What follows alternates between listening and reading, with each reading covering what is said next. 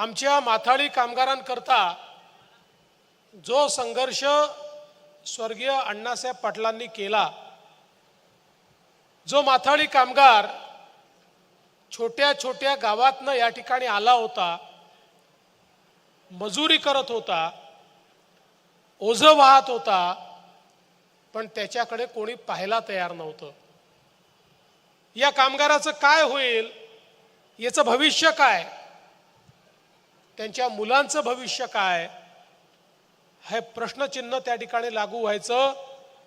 एक प्रकारची पिळवणूक या सगळं कामगारांची त्या ठिकाणी होत होती. आणि त्यावेळी स्वर्गीय अण्णासाहेब पाटलांनी एक लढा उभारला आणि त्यांनी आणि अनेक लोकांनी मिळून आमच्या माथाडी कामगाराला संरक्षण मिळालं पाहिजे या संदर्भातला प्रयत्न केला.